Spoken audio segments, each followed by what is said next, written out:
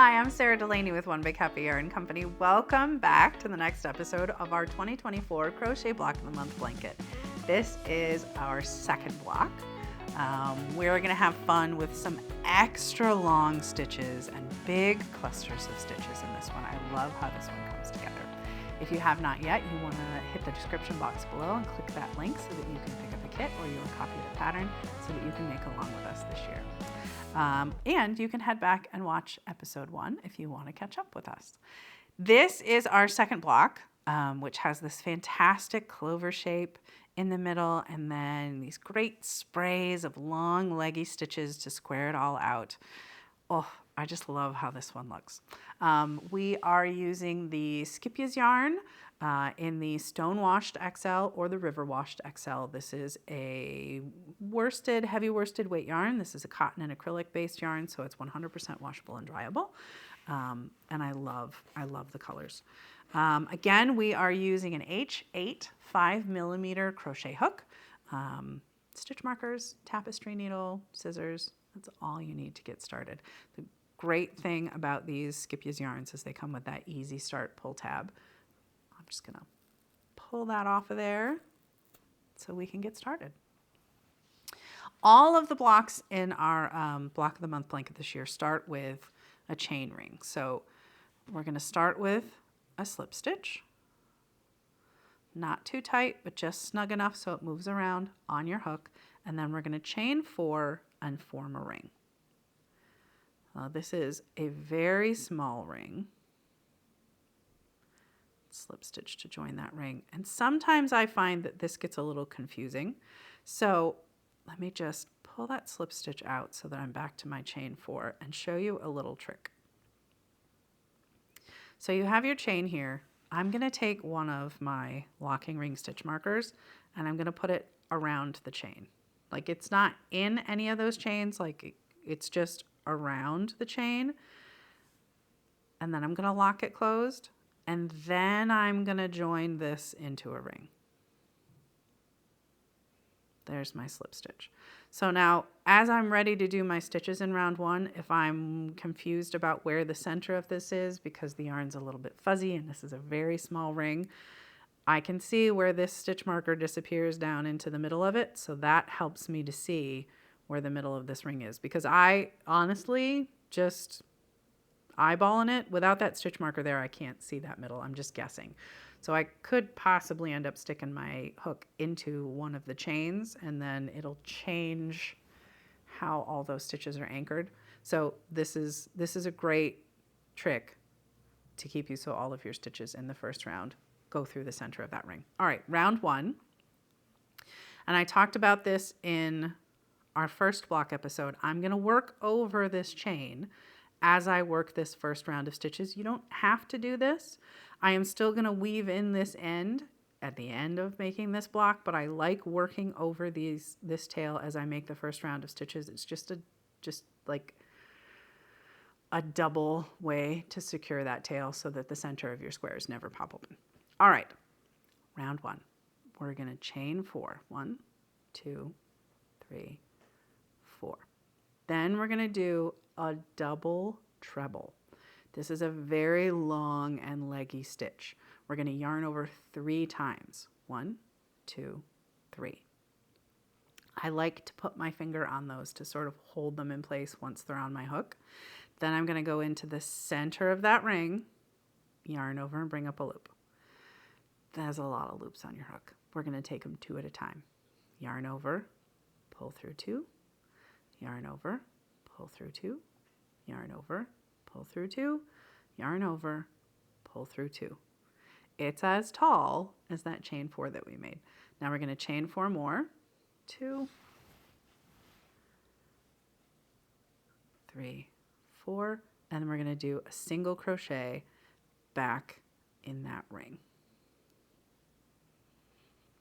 And that has made, let me just pull my hook out of the way here. That has made the first lobe of that 4-lobed clover that's there in the center. So we're going to repeat what we've done.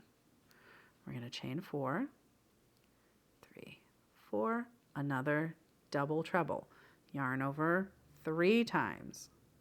Make sure that all of those yarn overs are up on like your hook proper and not down in the throat here where it's too narrow. And then into that ring, bring up a loop, pull through 2 at a time till you're back up to the top, chain 4, 3, 4, single crochet back in that ring, and you're going to repeat that around until you have 4 lobes. Meet me back here when you're ready to join round 1. So here at the end of round 1, we did our last chain 4, and we are going to go back to that very first single crochet that we did and do a slip stitch to join it all together. There. Now it'll look a little funky because there's nothing really holding these in place, but that is round 1, and we're ready for round 2. Round 2 starts with a chain of 11. 1, 2, 3, 4, 5, 6, 7, 8, 9, 10, 11. Holy camole, is that a long chain? This counts as a treble stitch and a chain 7. I did tell you that this square was full of lots of long leggy stitches, and it really is. So from here, we're going to go to the top of this first double treble that we made, and we're going to do a single crochet. This square feels very loosey-goosey until we get to the end of the next round, but it's just so pretty. Now we're going to chain 7. 1, 2, 3, 4, 5, 6, 7. And then the single crochet that happened between these 2 lobes of the clover, we're going to do a treble stitch into. So we yarn over twice into the top of that single, yarn over and bring up a loop, and then we come back through 2 at a time to make that treble. See, that chain 11 that we started with is essentially a treble and a chain 7. Now we're going to chain 7 more. 2, 3, 4, 5, 6, 7. We find the next double treble and we single crochet in the top there. You're going to continue your way around with chains of 7, trebles and single crochets, and meet me back here to join. After you've done that last chain 7, we've got to go back to that chain 11, and we have to single crochet in the 4th chain of that chain 11. Again, one of my favorite tricks for finding where to put a slip stitch in a chain is to count back from the first stitch that you recognize. So there's that chain 11. We did a single crochet at the end of that chain 11. So that's the top of the single crochet.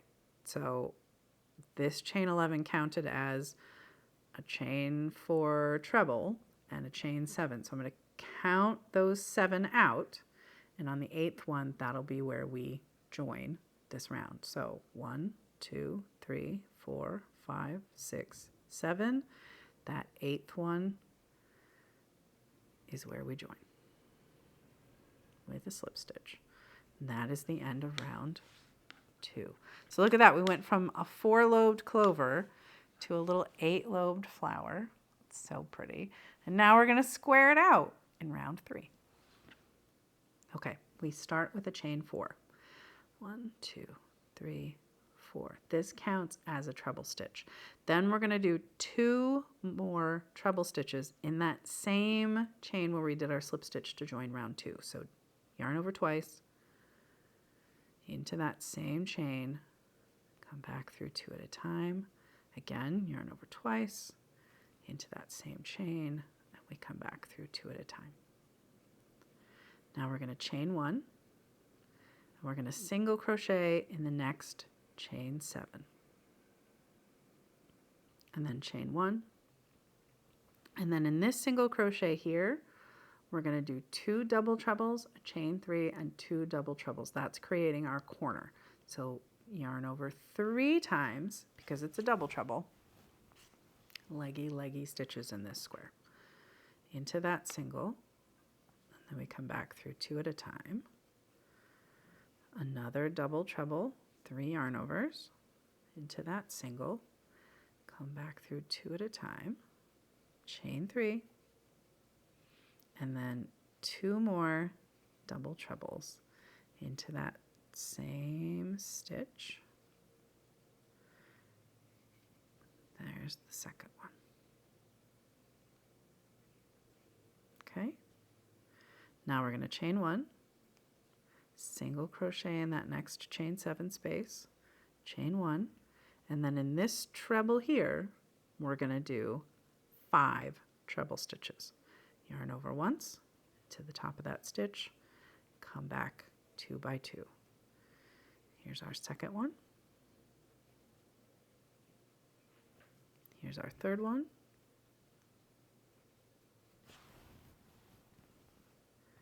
Here's our fourth one. And our fifth one.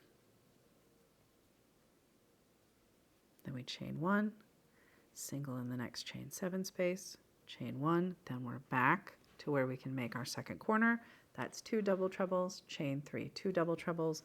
Go ahead and continue working your way around round 3. All of the details are in your pattern. Meet me back at the end to join. All right, so at the end of round 3, you did your last single crochet in a chain 1. We're going to go back to this first chain 4 that we did, and we're going to slip stitch at the top of that chain 4. That is round 3. Look, that squared it out so nice. I love these big fans of the trebles and the double trebles. All right, round 4. This one's fairly simple. We're going to put 1 single crochet stitch in every stitch, 1 single crochet in every chain 1 space, and 3 single crochets in every chain 3 corner space. So we start with a chain 1, single crochet in that same stitch, single crochet in the top of each treble, single crochet in that chain 1 space, in that single, in that chain 1 space, in each of those double trebles from the corner. Here's that chain 3 corner space. We'll do 3 single crochets. Then we're going to work our way across this side. 1 single in every stitch, 1 single in every chain 1 space, 3 singles in every chain 3 corner space. Work your way around. Meet me back here to join. Here we are at the end of round 4. We just did a single crochet in that last chain 1 space. We're going to go back to the very first single that we did, do a slip stitch to join. Oh, look at that. Nice and square. Now we're going to go around one more time in round 5. It's another round of single crochets, 1 single crochet in every stitch. And then in these corners where you did 3 single crochets, you're going to do 3 in that center stitch. So sometimes it's helpful when you're done with this round. If you find those 1, 2, 3 stitches in your corners, you can put a stitch marker in there. 1, 2, 3. Yep, so there's that second one there. If you put that stitch marker there in that corner, then you know you're just doing 1 single crochet in every stitch until you get to that marked stitch, and then that one gets 3. At the end of this 4th round, you should have 64 single crochets. So you're going to go all the way around, putting 3 single crochets in each of those corner stitches, and at the end of round 5, you should have 72 single crochet stitches. That's an important number when we get to the end of the blanket. So go ahead and work round 5, then you'll be able to cut your yarn and fasten off. That will be the end of your second block. I just want to talk to you a little bit about weaving in your ends.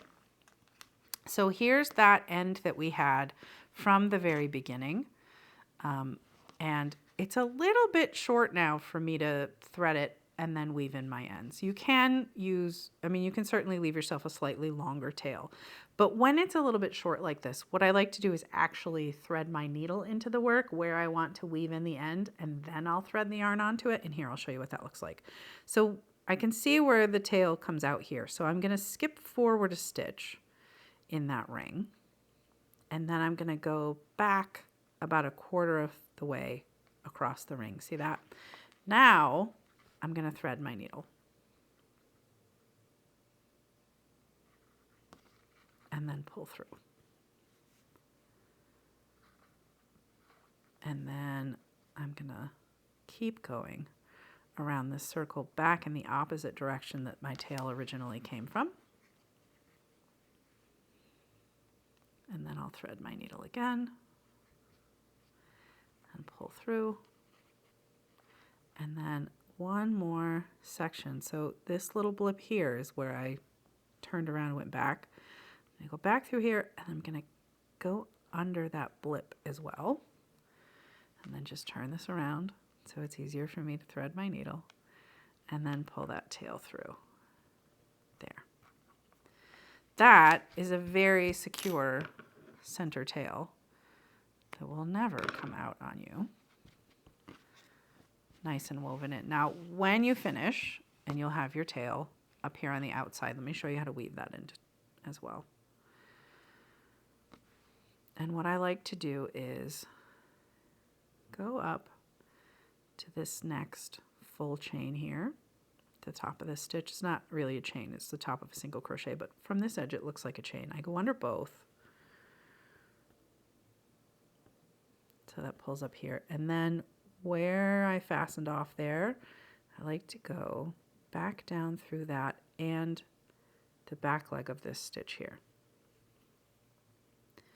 And that for me helps all of this to sort of disappear into that top edge. Then I can flip it over.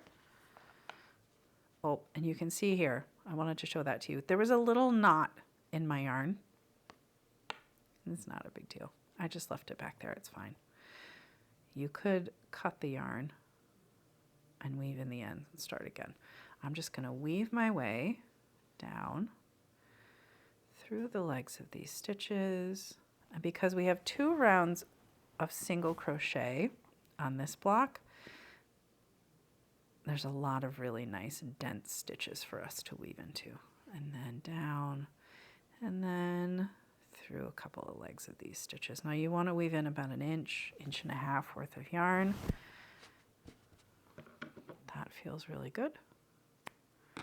Trim that, set it aside. That is block 2 finished all the way through round 5. I'm just going to slide block 1 in here so you can see. Block 1 had 6 rounds. Block 2 only has 5 rounds, but that's because these stitches are so long and leggy that that block got really big really fast. So we didn't need 6 rounds to get to the right size.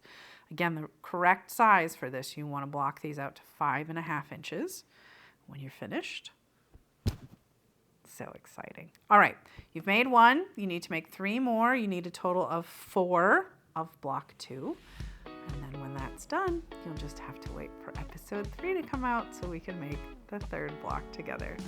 All right, if you haven't yet, you can pick up a kit at the description below. Just follow that link. You can pick up a kit or just the pattern so you can follow along with us throughout this year-long project. We've finished blocks 1 and 2.